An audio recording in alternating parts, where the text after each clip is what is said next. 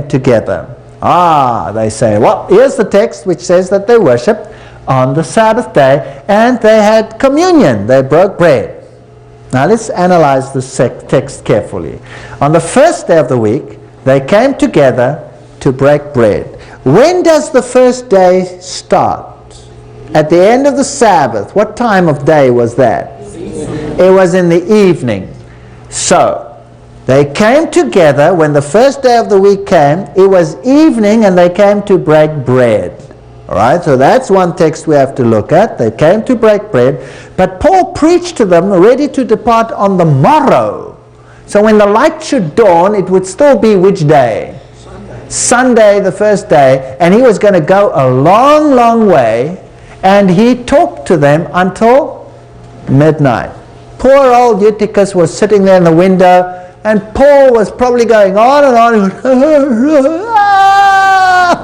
Fell out the window. Remember the story? And Paul had to rush down and prayed over him, and he got up. So this was not a Sunday morning meeting. This was a evening meeting. But it wasn't held on the Sabbath because the Sabbath was holy. They came together after the Sabbath. Paul had a lot to tell them. And if Sunday was so holy, why was Paul going to march the next day many, many kilometers on the so-called Holy Sunday? No. So we only have one thing still to deal with, the breaking of the bread. Let's make sure that it was in the evening. We read further in Acts 28 and 11, and there were many lights in the upper chambers where they were gathered together. So it was dark, right? And it couldn't have been Sunday evening because that would have been the second day of the week, so they came together after the Sabbath. When he therefore came up again and had broken bread and eaten, he talked a long while, even till break of day, so he departed. So he even stayed longer and talked. And then when it was daylight, off he went. So it wasn't a holy day for him at all. He was going to go away, and that's the only time he had with a meeting for them. Now as for the other bit, the breaking of the bread, Acts 2:46 says, and they continued, what's it say there? Daily with one accord in the temple, breaking bread from house to house, did they eat their meat with gladness of heart. So they didn't have a communion, they had supper together. That's what it was. So we have one text left. One text left. So in fact, this text, this previous one, supports the sanctity of the Sabbath.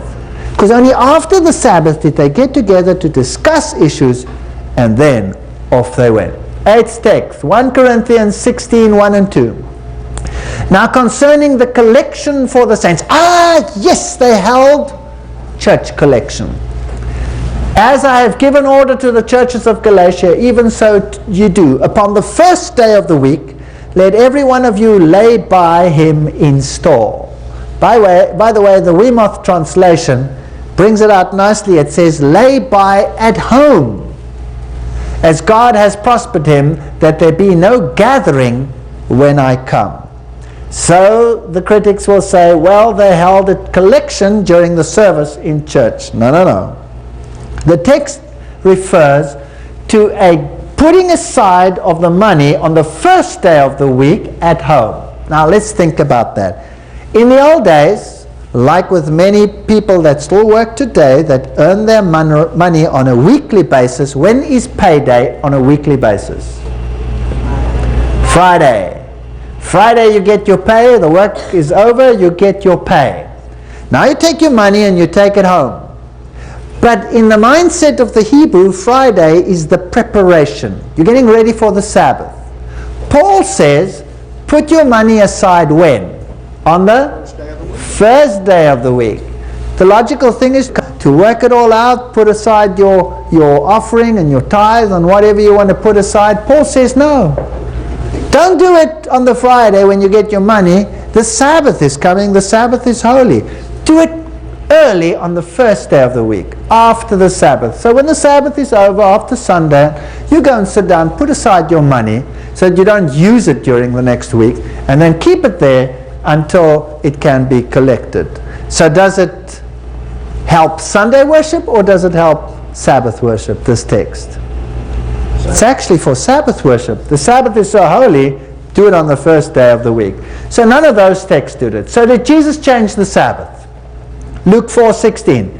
And he came to Nazareth where he had been brought up, and as his custom was, he went into the synagogue on the Sabbath day and stood up to read. So Jesus kept the Sabbath. Jesus said not one jot or one tittle would be removed from the law. Matthew 5:17 to 19. Jesus didn't change the Sabbath. For even hereunto we are called, because Christ also suffered for us, leaving us an example, that we should follow him. And we should walk even as he walked, 1 John 2:6. So Jesus kept the Sabbath. There's no evidence of a change of a Sabbath. So, where's the evidence? Malachi 3:6, I am the Lord, I change not. Jesus didn't change. Psalms 89:4, my covenant will I not break, nor alter the thing which has gone out of my lips. God doesn't change. Jesus Christ is the same yesterday, today, and forever. Hebrews 13:8. Who changed it? Catholic Church, not Jesus.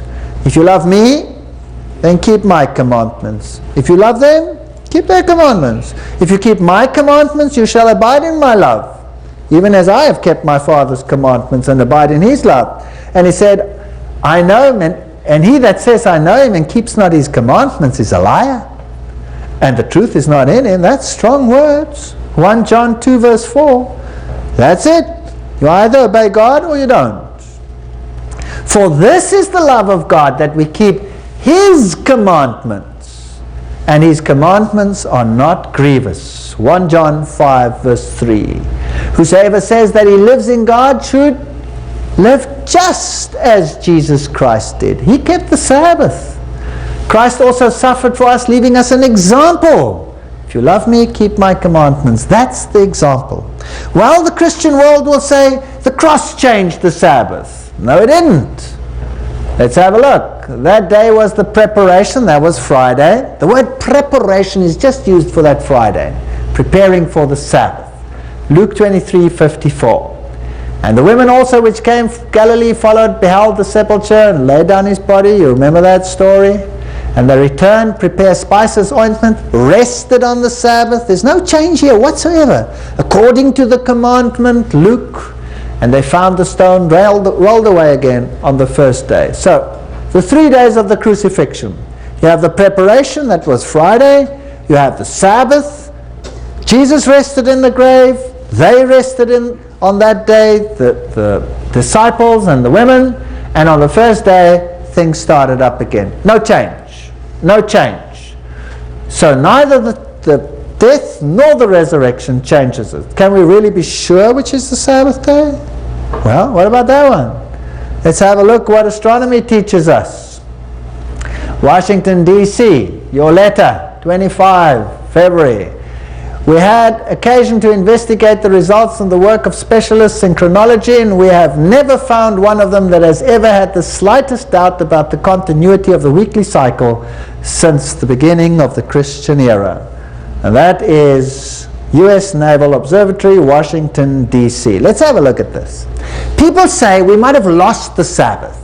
Well, the Sabbath was instituted there in creation.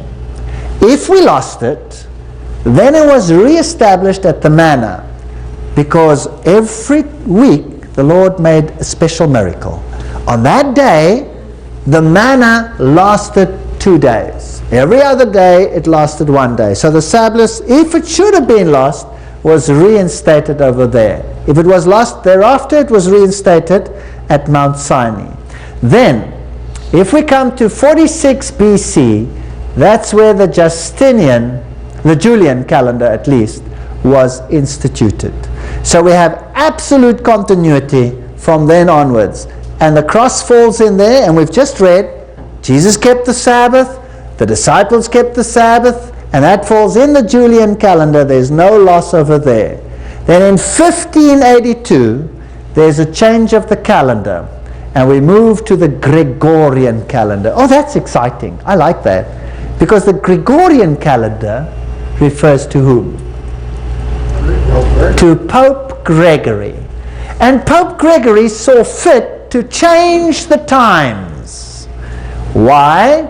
Because there was something bothering him. But by the way, it didn't move the Sabbath at all. We went in October to 15 October. So we jumped a couple of days there, but the weekly cycle was not affected at all. So the Sabbath is intact. It has never been lost. By the way, why did the Pope want to move the calendar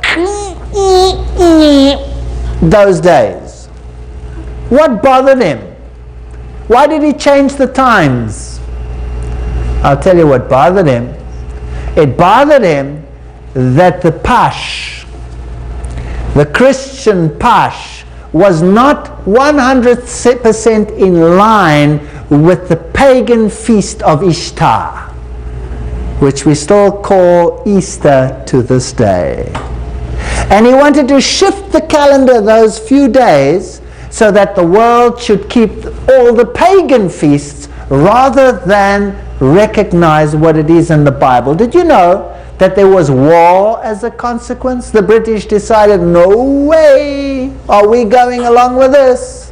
There was war as a consequence, but it was forced upon them because we will keep the pagan festivals. We will not obey the Bible. These people are very arrogant. So, no day is lost. The date shifts from the 4th to the 15th, but the weekly cycle is intact. Which day are the Jews keeping today? Saturday. Same as always. Matthew 24:20. Pray that your flight be not in the winter nor on the Sabbath day. Jesus is saying 70 AD, when they come to destroy this place, pray that the Sabbath day will not be the day when you have to flee. So he foresaw the Sabbath still being in existence then.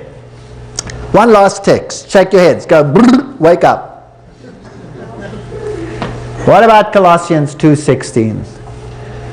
Wow, this one is used every time. Let no man therefore judge you in meat or drink or in respect of any holy day or the new moon or the Sabbath days. That's the King James Version. Let no one judge you regard to the Sabbath days. Now, Sabbath days refers to the ceremonial Sabbath days.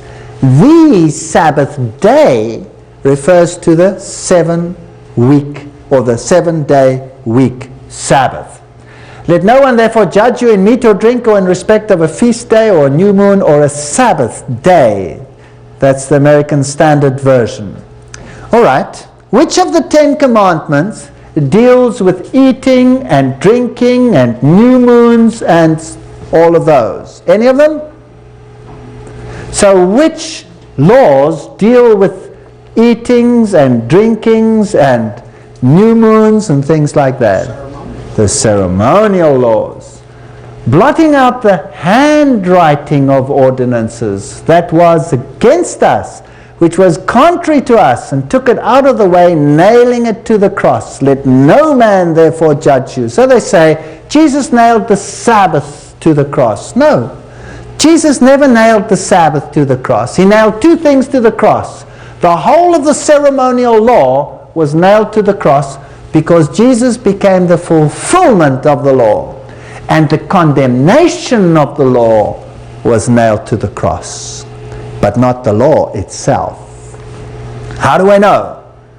Because it says over there that these laws, this handwriting of ordinances, which was against us, and only the writings of Moses, the ceremonial law, were to be written in a book